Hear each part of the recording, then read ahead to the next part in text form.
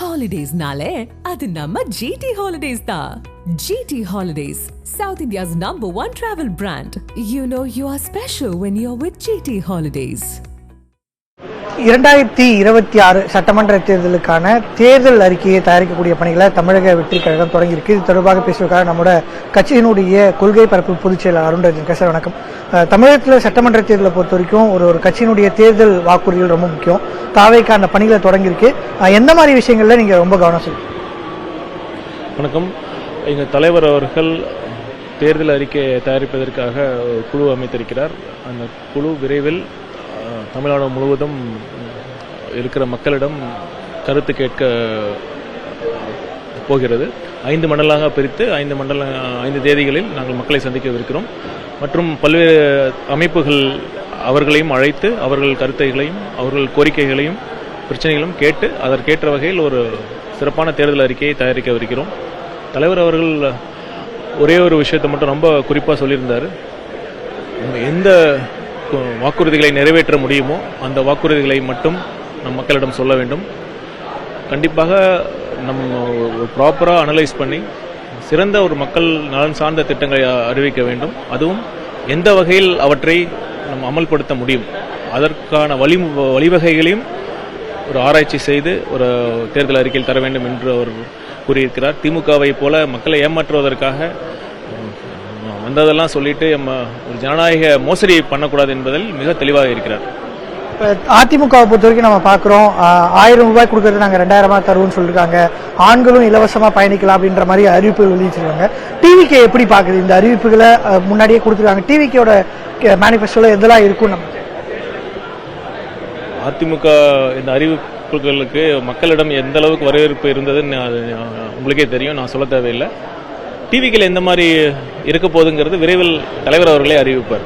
நிச்சயமா. இன்னொன்று சார், இப்போ தேர்தலுக்கு கடந்த 1 ஆண்டுகளாக செயல்பட்டதாலும் தேர்தல் நெருங்க தமிழக வெற்றி கழகத்தினுடைய செயல்பாடுகள் கம்மியாயிடுச்சா அப்படின்ற ஒரு கேள்வி இருந்திருக்கு. குறிப்பாக தாவேக்காவுடைய கரூர் சிபிஐ விஷயமா இருக்கட்டும், இல்லை ஜனநாயக இஷ்யூமா, இந்த மாதிரி பிரச்சனைகள்ல விஜய் தனக்கான பிரச்சனை குறித்தே வெளியே பேச மாட்டாரு, அப்புறம் எப்படி மக்களுக்காக பேசுவார் என்ற குற்றச்சாட்டை எதிர்கட்சிகள் வைக்கிறாங்க. அது ஜனநாயகத்தின் பிரச்சனையை பொறுத்த வரைக்கும் மக்கள் அனைவருமே பேசிட்டாங்க.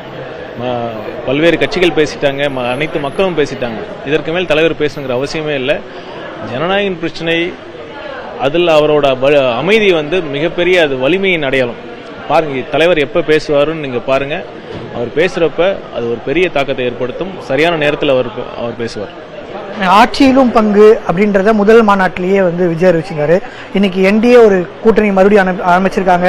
இந்தியா கூட்டணியும் திமுக ஆல்ரெடி ஒரு கூட்டணி இருக்கு.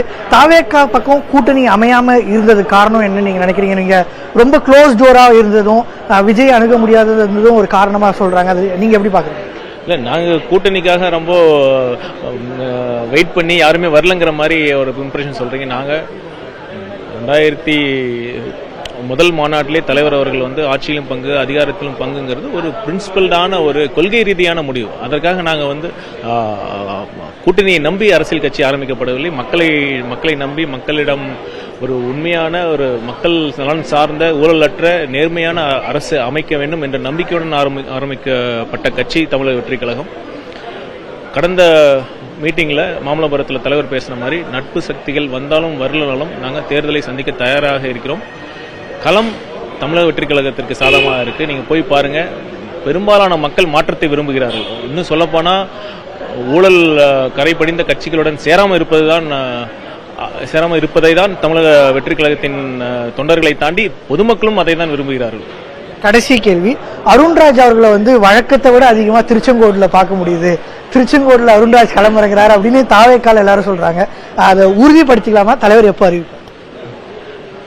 திருச்செங்கோடு தொகுதி பொறுப்பாளருங்கிற முறையில் நான் அங்கே அடிக்கடி போயிட்டு வரேன். யார் வேட்பாளர் என்பதை தலைவர் தான் அறிவிப்பார். நிச்சயமா. தமிழக வெற்றி கழகத்தினுடைய தேர்தல் முடிவுகள் குறித்து தாவேக்கா தலைவர் விஜய் விரைவில் அறிவிப்பார் என்று கூறியிருக்கார். புதிய தலைமுறைக்காக ஒளிப்பதிவாளர் விஜயுடன் சந்தானகுமார்.